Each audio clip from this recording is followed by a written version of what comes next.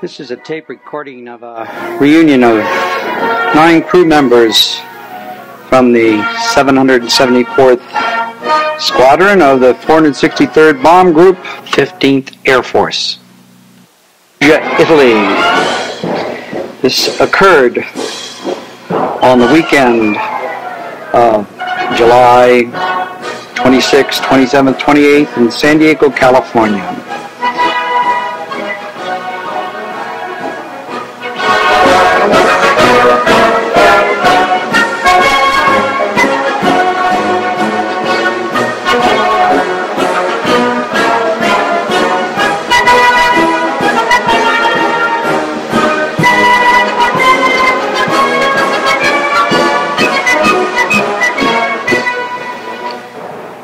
We'll start off with a little reminiscence from Walter Gill.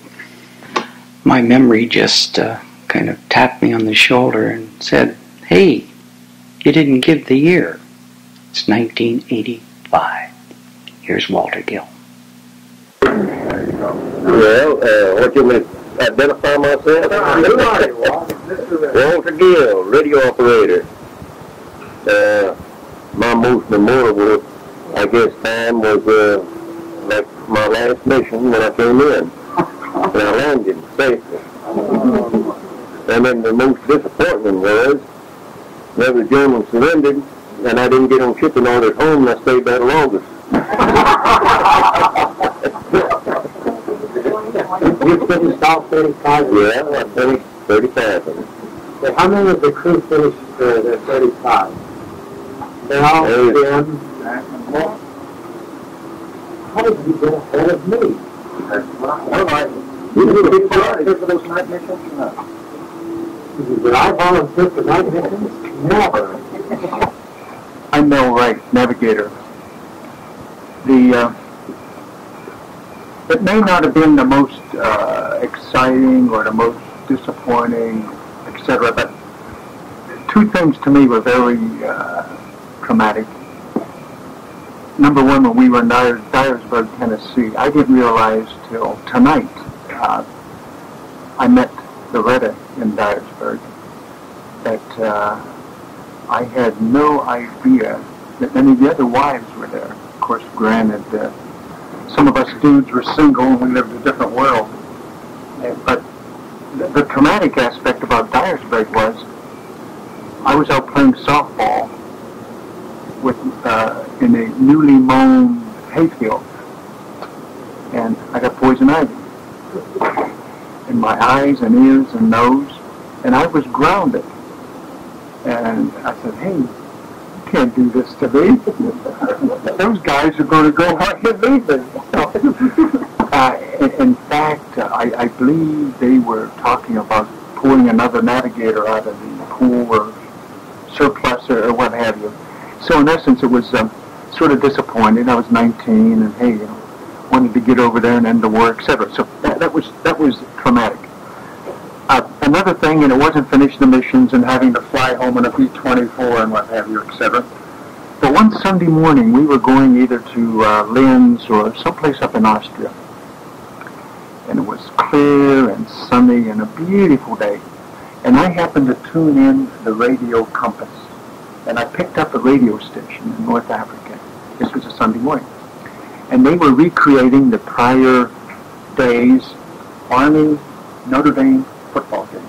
And Notre Dame lost 54-0. And I'm up there in that airplane and going towards Germany, and we're about 30,000 feet, and it's clear and sunny. And something hit me like a bolt of lightning, and it says, "Now, what the hell are you doing here? What are you doing here?" And I answered, I said, "Hey, I don't know what I'm doing here. I'm not mad at nobody, but I'm sure as hell here." Minor, but to me it was important at the time. Well, Jim, I guess you're next around the table here. Well, this is Jim Williams, the bombardier. The only thing I could say is just that whole year from about June 1st, 1944 until sometime in May 1945 that we were all together. It was just everything that happened during that end-time year that had just a tremendous impact on my life. You know, one of the things that used to get to me very badly is that people that I didn't even know and I wasn't even mad at, like Mel, were shooting at us and trying to kill us. So I didn't like that at all. And the other thing, I guess one of the most disappointing things was, well, two things maybe. Just before I left Carlsbad, New Mexico, and I got my commission, they came to me and asked me to stay on as an instructor. And I said, no thank you, I would not like to stay on an instructor in Carlsbad, New Mexico. Well, not very long, I realized what a terrible mistake I did.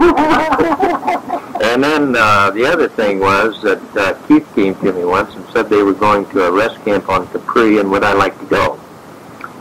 And I said, no, I'm behind in my missions, and I better stay here, and they're going to fly me every single day, and I don't want to be here next Christmas, and you guys all home, and here's me still trying to stay home and finish up. So I turned Keith down. He said, I'll go get you some orders. I said, no, I'm going to stay here. And the war ended. So I got gypped out of a nice rest camp. One other thing that I thought if I could just ever get back and have a nice shower, you know, bathing out of that little bucket that we bathed out of for a year was not the happiest thing in my life. So this is Jim Williams, and I'll sign off to Jack McCoy. Oh, I'm going to take Jim's chair and ask Jim to let me come front and center, because he and Jack McCoy have an awful lot to say. And I understand these tapes go for a long time. Incidentally, it took me about 20 years to get over that year. I didn't get over that year very readily.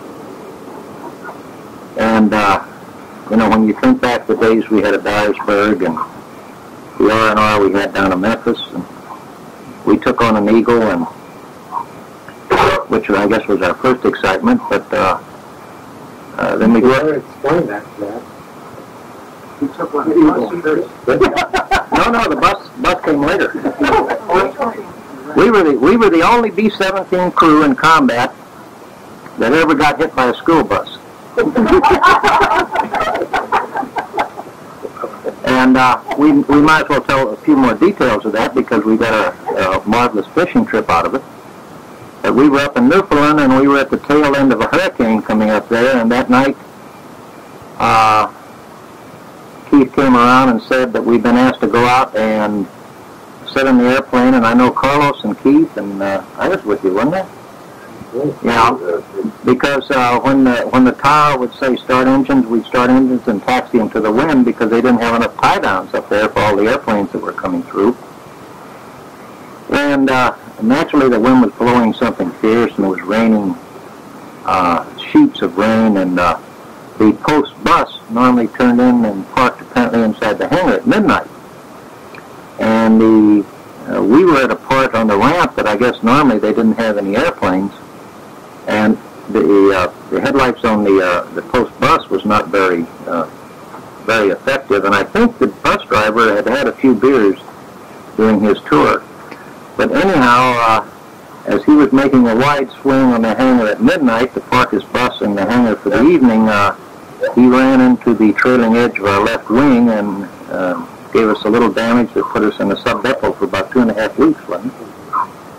And through the good graces of the Red Cross, we got a delightful fishing trip out of it up on Goose Lake, and not all the stories have been told about that fishing trip either. But I didn't go with you on that. No, but the Royal Canadian Air Force put us in one of their larger boats and took us quite a distance up and dropped us off where a stream went into the lake, and we had all the camping gear and fishing gear compliments of the Red Cross, and it was quite a wonderful week.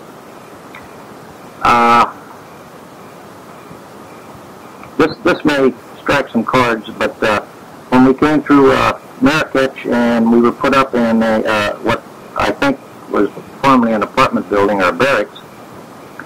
And the crew saw their first bidet in the apartment that we were in, and none of us knew what the hell a bidet was. And somebody told somebody it's where you're supposed to wash your feet, because out here in the desert you really got to take care of your feet. Does anybody remember that? But and then when we took off, I don't know how many people remember this one either, but when we were flying from North Africa into Italy, and we were going into Gioia, it took me a hell of a long time to understand how you spell Gioia, because only Mel knew where the hell we were going. And if you remember, we were flying through the overcast, and Mel said, you know, Mount Etna's up here ahead somewhere, and we better get out of this overcast. Now, am I remembering that one correctly, Mel?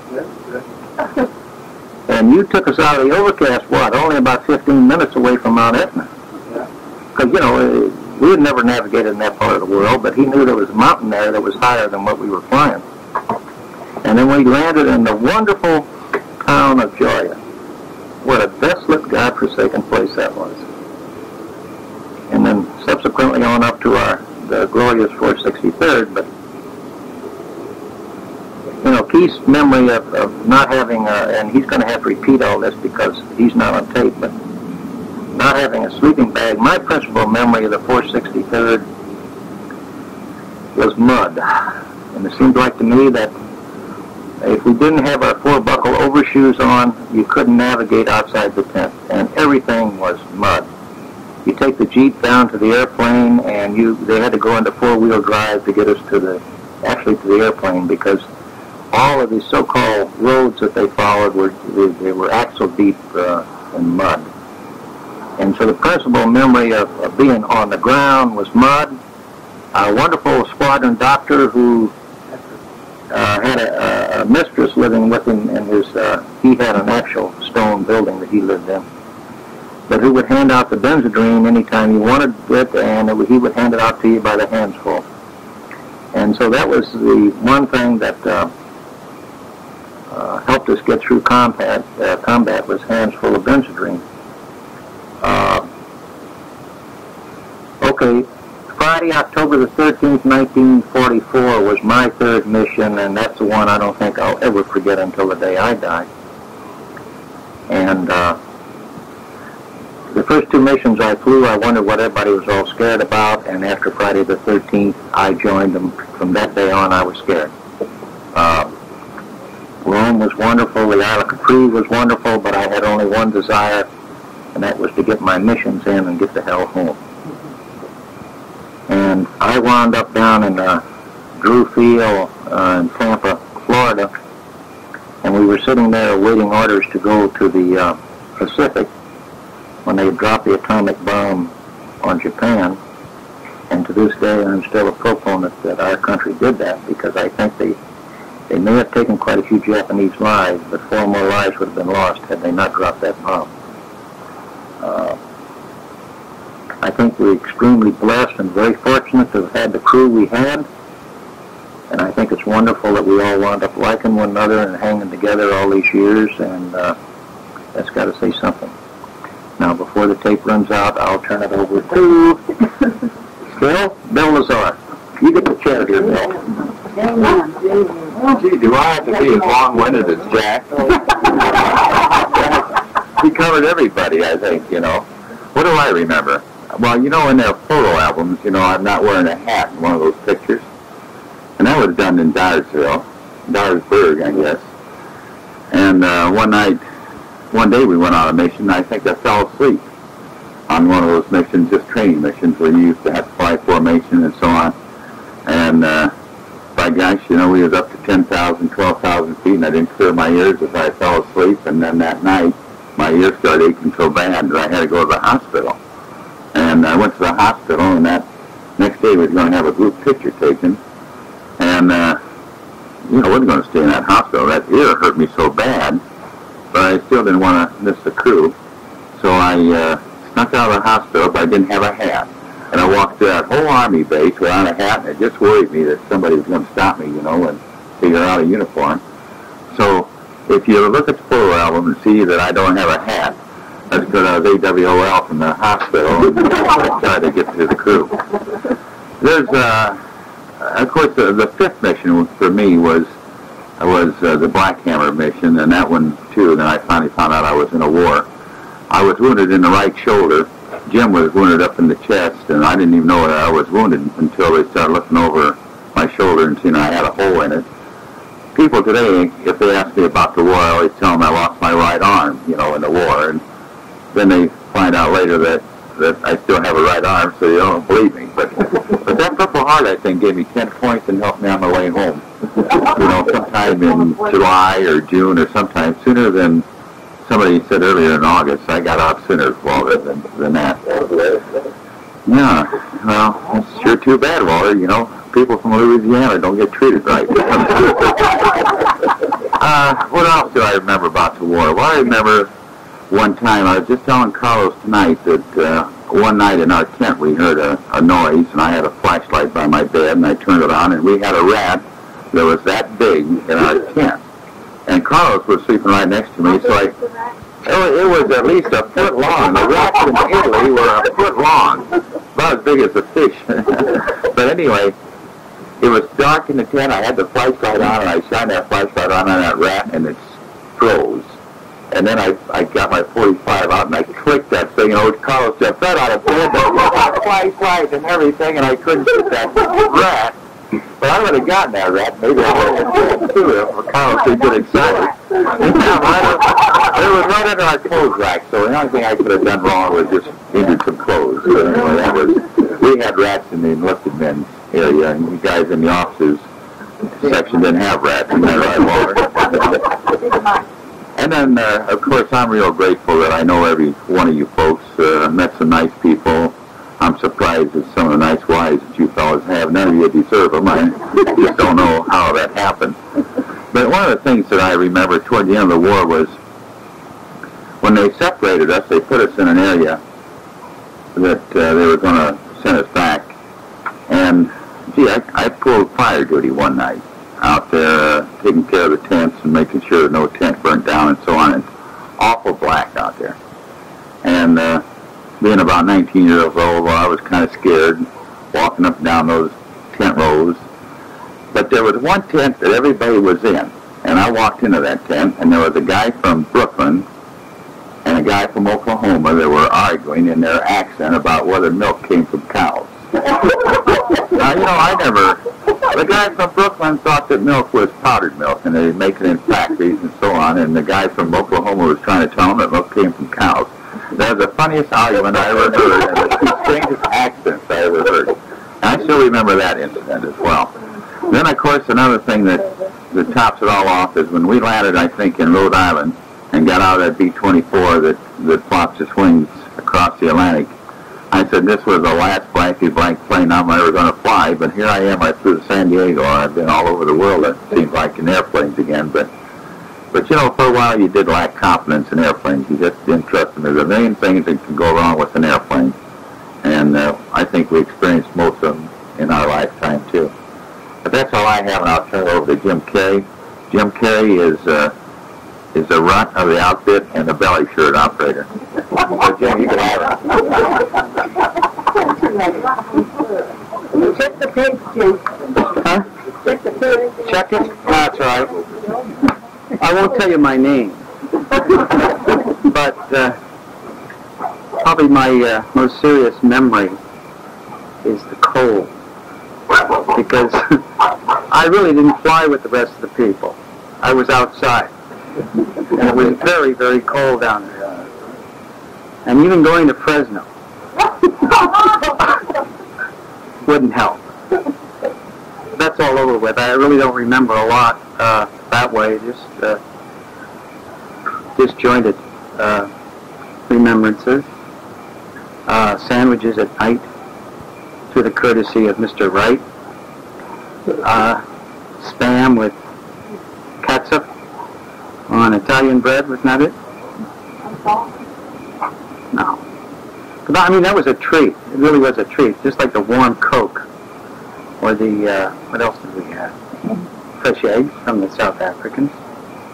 jelly from the South Africans. We didn't have it. But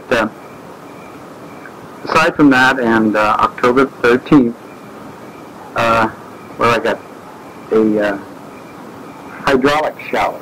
That's why you didn't have any brakes. It'll live in memory, but the funniest thing was that when we were landing and Keith was ground looping it, I did laugh because the South Africans who came out to watch us come in were fleeing in terror from getting hit by this airplane. All in all, it was quite an experience. Probably say the most educational part of my life, without benefit of credits, units, or anything. And I'm just happy to be here with some very, very nice people who I consider probably my closest friends. But I won't say his name. I'll let him tell you that. He was a very jolly fellow. Jolly.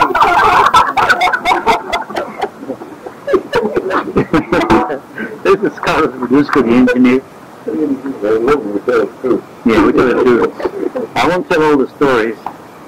But like I was telling Keith not too long ago, it seems to me that I only remember the good things, the fun things.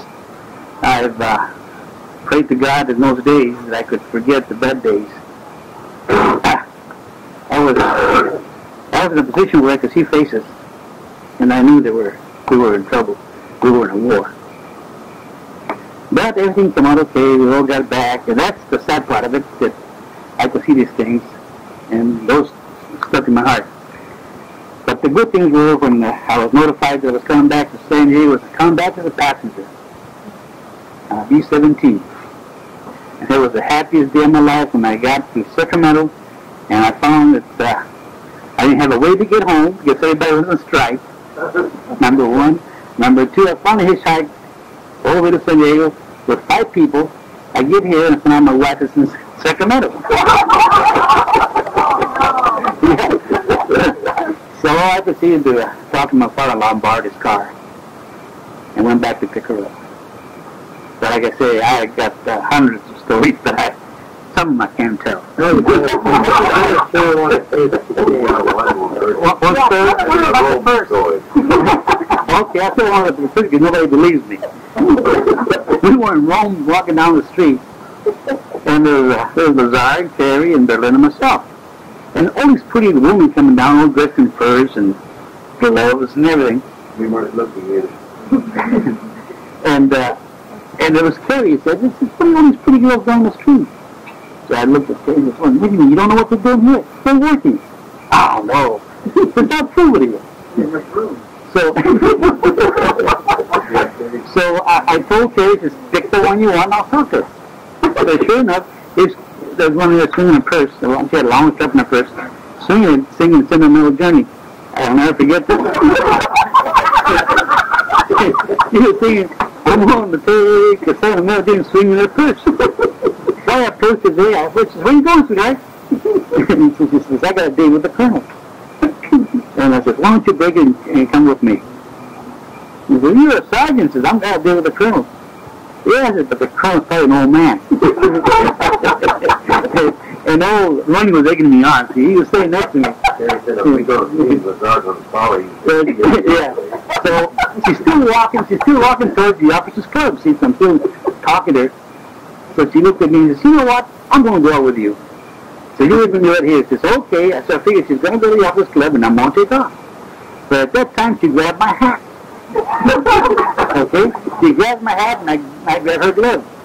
So she left, so I'm in the doorway and I can't get back. I'm out of uniform. So I waved. When she comes back, I said, I'll just tell her I don't have any money. But then, Carrie and I left. The only left Pappy and me, see. So this woman comes back and gives me back my hat, and we start walking down the street, and she says, "Okay," she says, "I broke my date." And she says, and I said, "Well, you know what?" I said, I don't have any money. So she says, "What?" Raises this person and hit me with it. Okay? And with Jesus in the shoulder, the church breaks open.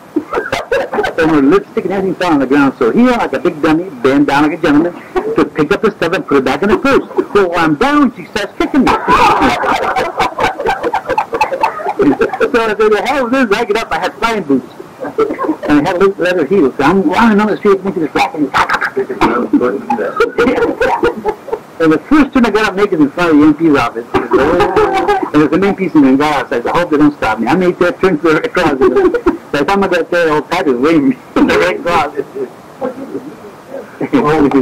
Happy, come on, let's get out of here. You know, for days I didn't go back to the street. What happened to the hat? That's it, huh? What happened to the hat? Oh my God, my hat. Oh, That's my story. You know that Pat Glass in his album? That's the thing. That's the I'll turn it over to Patty.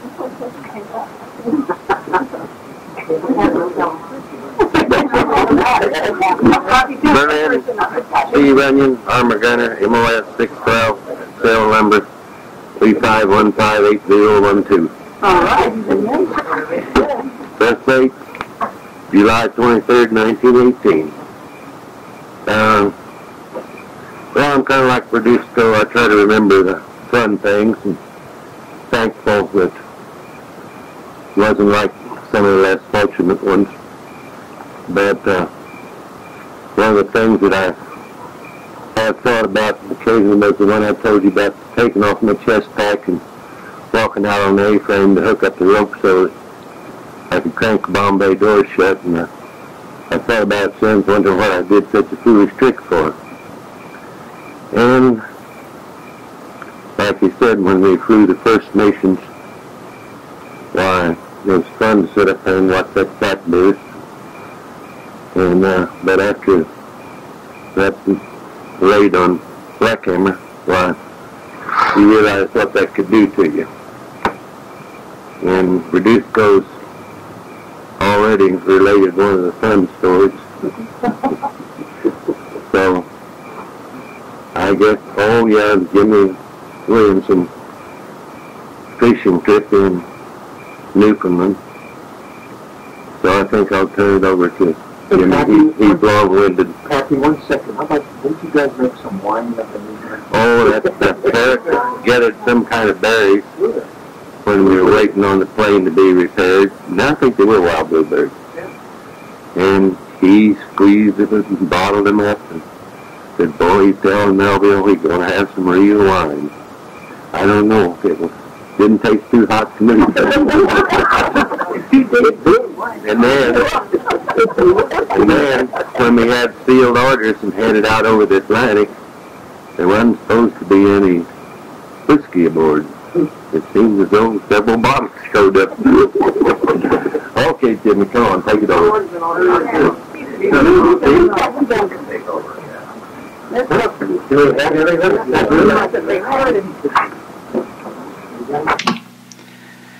Ordinarily, we'd have a commercial break here and give our...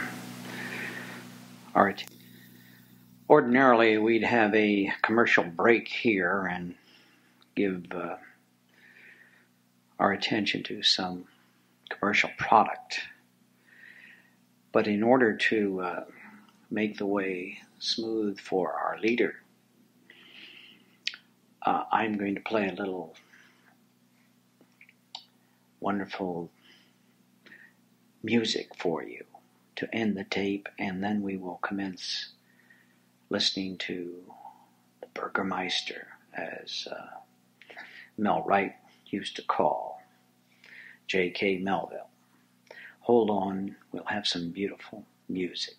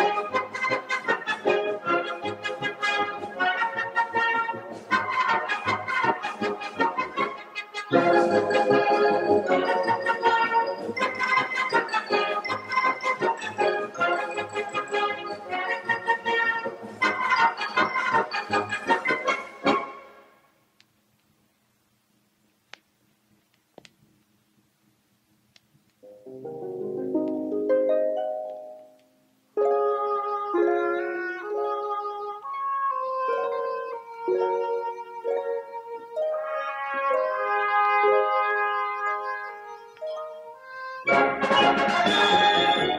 me goodnight, Sergeant Major. But the times during the winter when we weren't flying and the crew was getting a little bit irritable and each one was at each other's throat. I know every time I tell this story that I'm corrected. But, Jim was kind of nervous and Jack was awfully nervous. Jim would be lying on his cot and without Jack realizing it, he'd slip some matches over on the stove. Well, the stove was a 50-gallon barrel. It was cut in half with an old piece of tubing from an airplane coming from a barrel of 100-octane gas. And it would come in and it would just drip into the stove, and that would be the heat that we'd have in the tent. Well, it'd take just a moment or two, and Jim, as innocent as all get out, would be lying in his bunk, and when those matches would flare up, Jack, do you remember how you reacted? I would probably jump about 2 feet. I thought seriously that Jack would almost go through the top of the tent where he was lying. But as we were living together, there were moments of irritation, but I felt that our crew was a crew that had quite a lot of solidarity. Even though Parrott went to Italy against his will, we lost our original tail gunner in an accident. He'd gone home to Cairo. Is that the proper pronunciation? Everyone else would pronounce it Cairo, but anyone from that part of Illinois, it was always Cairo. And he got in an automobile accident while he was there. And he wasn't able to continue with us, so we had this tail gunner who had been in England and had flown a tour of duty there, and he volunteered simply to go back to Italy. And as we left America, we didn't have our orders open until we couldn't open them. We were given instruction not to until we got out of the United States. And we knew we were going to Newfoundland, but when we opened the orders and it said Italy, I thought Parrott literally was going to bail out of the plane. He was so upset. But I don't know how he was to get along with, but some of you who lived with him would have to say that. But, other than that, I think the crew got along really marvelously, and once again, I'd like to echo what others have said. I don't know that you could have had a crew that did the job that we had to do and did it with so much camaraderie as what we did. I've mentioned before that as Jack remembers the mud, that brought it back to mind. It was all during the winter. It's the rainy season there, and this mud was indeed axle deep. And the ruts that the cars went through, sometimes they just couldn't even make it. But the part that I remember so well is that we had coffin-type sleeping bags. And so your feet were sort of focused down, and you had no room to move. And I don't know whether a person could get claustrophobia or whatever it is, but I just could hardly tolerate that. And I finally, I guess in a letter, I was complaining to my mother that if I could only sleep in some sheets, it would be heaven to me. And lo and behold, I got in the mail some sheets.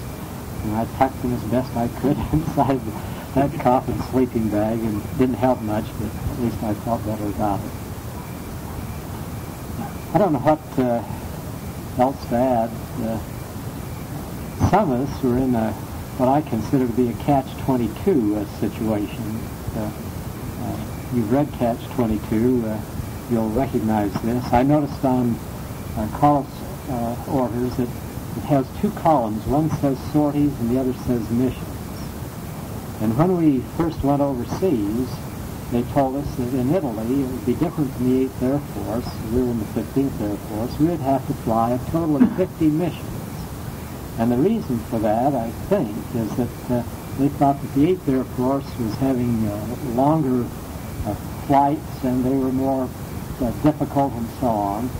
And if we all took long flights, we'd end up with the 25 missions that the 8th Air Force had to fly. But if we had these easy milk runs, like across to Yugoslavia or up to northern Italy, that they would count only as one mission, the long ones would count as two. So we had a total of 50 that we had to fly. Halfway through, they changed it. And they said we will not count them as missions, that everyone in the 15th Air Force now has to fly 35 sorties. Doesn't matter whether you go short runs or long runs, you have to fly 35 of them. So that meant that we had 10 more than the 8th Air Force had to fly.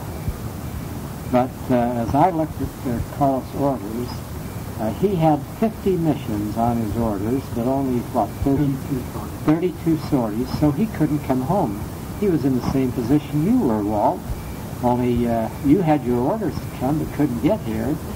Carlos didn't have his, and Carlos stayed with me, and we were sent ultimately to a little base on the north side of Vesuvius. It was Pomigliano, and we were flying high-priority troops out of Italy to get them to the States, to get them retrained, to get them into the Pacific theater of operations.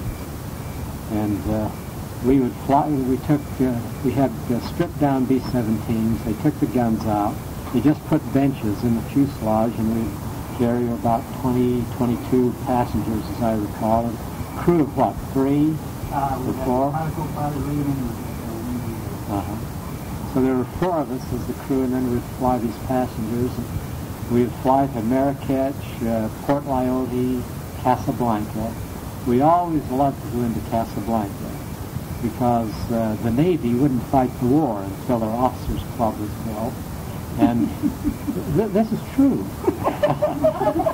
And in Casablanca, you could get fresh meat, you could get ice cream, things like that we hadn't seen for a year. I think all of you would probably still gag on a K-ration.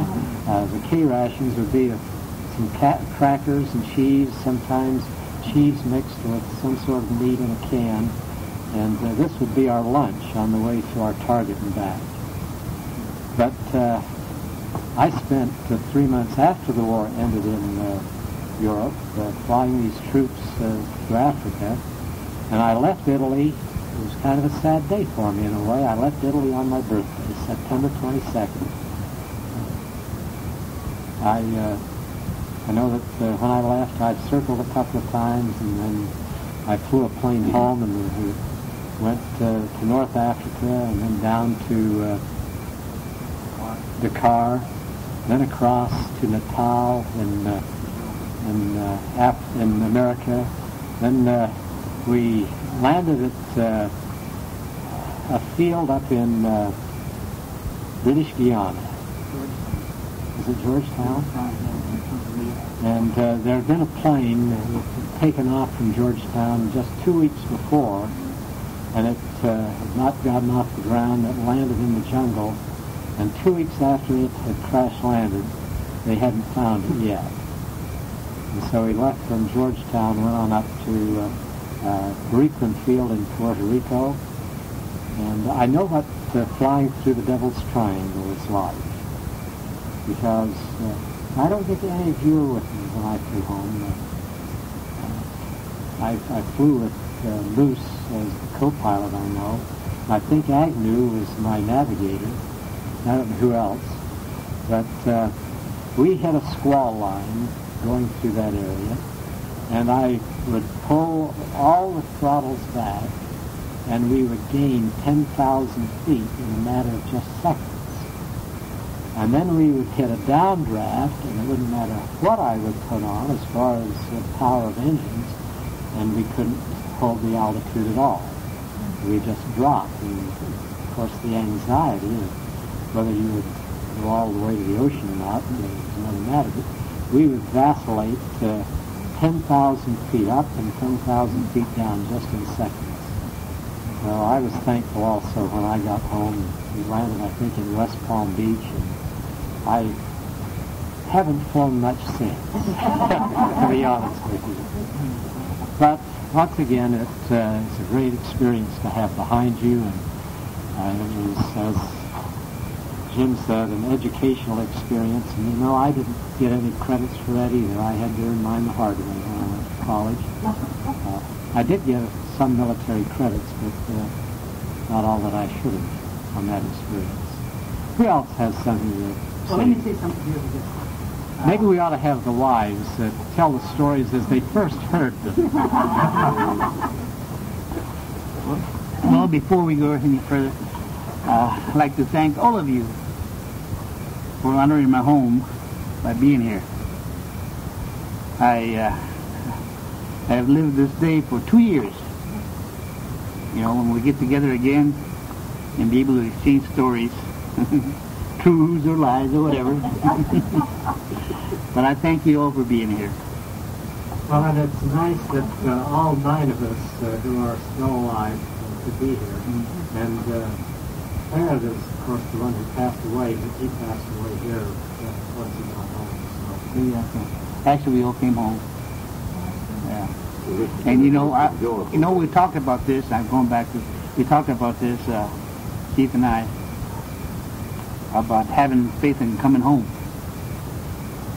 Because he asked me one time, he says, "Did you ever think you wasn't coming home?" I says, "No."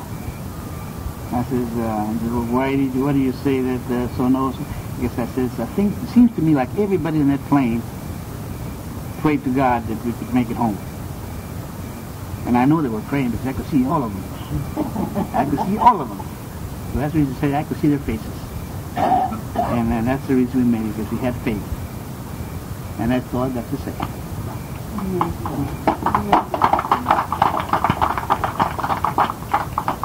Anyone with any final comments you'd like to add? I'd just like to say that we appreciate the fact that Grace and Carlos were good enough to let us come to their home and how much we've enjoyed it. We certainly have. Well, I think we can all say that. Thank you very much.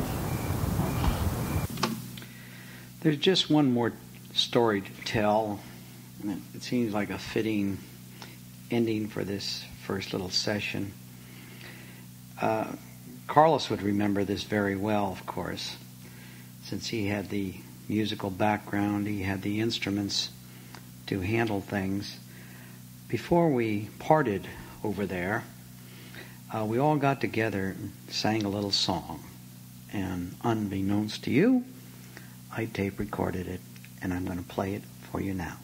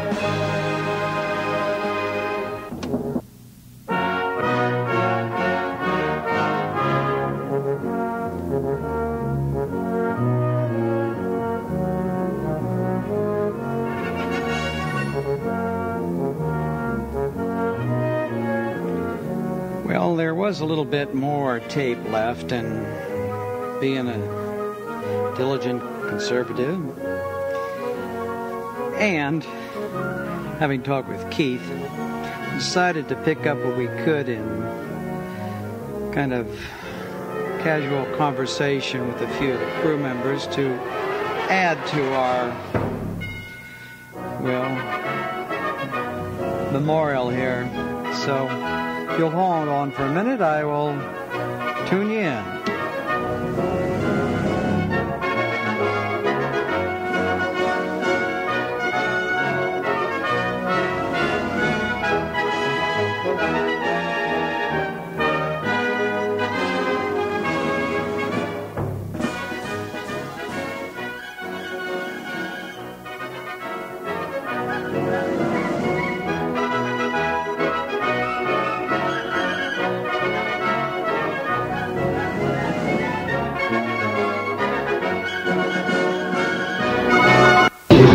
Go. Oh, yeah. This is, Introduce yourself, though. I'd like to know who you are. this is Berlin Runyon again.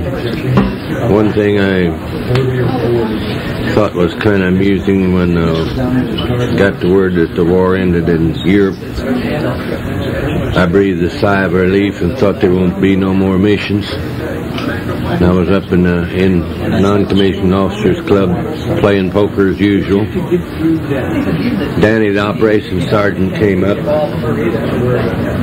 said, tapped me on the shoulder and said, I hate to do this to you, but I got to have a man on each plane to guard the planes. I said, fine, Danny, I'll go. No trouble. So, went out and called in the cockpit of a B17. It was along the South African lines, flew 24s. I noticed this South African black, he had a bottle as I crawled up in the cockpit.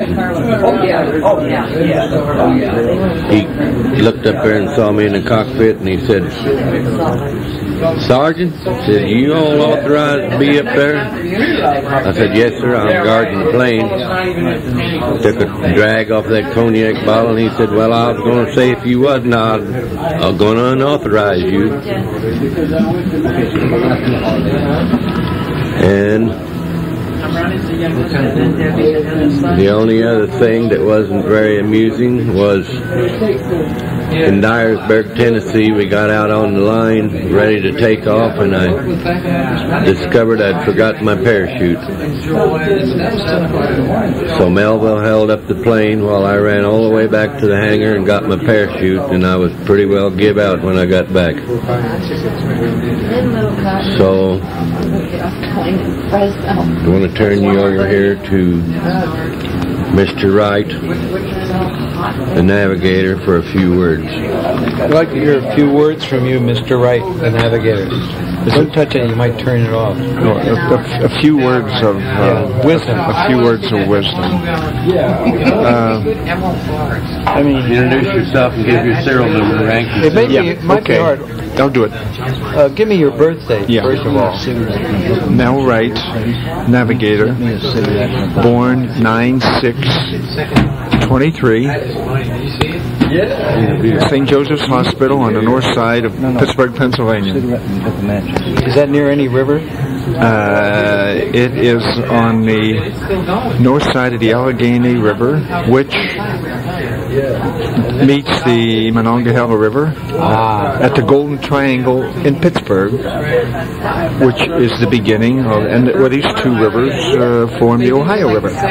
So you have three rivers in Pittsburgh: the Allegheny, Monongahela, and the Ohio. Army serial numbers 13179712020604228. I just wanted to show off. I've been practicing that, rehearsing those two numbers all day in Tijuana. 1921569 is mine. Okay, but see, there was an old guy last night, born in 1918, that rattled off one number. And so all day in Tijuana, I've been practicing today. I figured if an old guy like that can come up with one number, a young guy like me can come up with. But he had to look the number up first. Two numbers. Is that your enlisted number and officer number you're talking about? Yeah, cadet number and then officer number, right. I remember both mine. Well, you're going to get your chance in a minute. Anyway, I was telling Carlos today how I enjoyed that Mexican beer down there in Tijuana.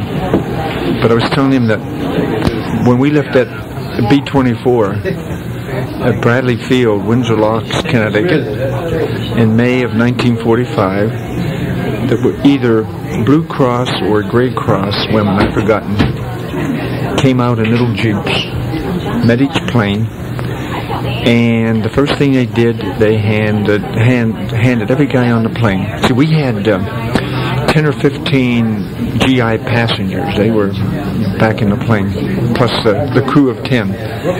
But they gave everybody a quart of ice cold milk Fresh milk. God, that tasted good. I was thinking of that today when I was drinking that Mexican beer down in Tijuana. It was a close second, but it didn't compare with Connecticut milk. By the way, I noticed you were drinking the water in Tijuana. Anything happened? Not yet. So far, I'm good as new. You notice that? We'll get you Pampers. It had good ice. It had Americanized, Jim. Mexican water, but Americanized, imported ice from the States. So that's sort of killed the bugs or what have you. You still have time on that tape? There might be. Jack, do you have any? Hold it back here so you don't hit any short, salient comments after last night? Let's see. After last night. A.J. McCoy, 171-32427. Well, that makes it close to their serial numbers, Norm. And 0770709. So I remember both my military numbers. My birthday is 10/15/20. That's. You're a couple years older than me. No, you're 18 and I'm 20. You were the old guy. No, the thing that struck me is that the time we were together is what incidents different people remembered that, incidents I couldn't remember at all. Like Mel mentioning about Jimmy Williams throwing the pack of matches on the stove and me jumping a foot. Well, I jumped a foot for 30 years after World War II. You have a sudden noise behind me and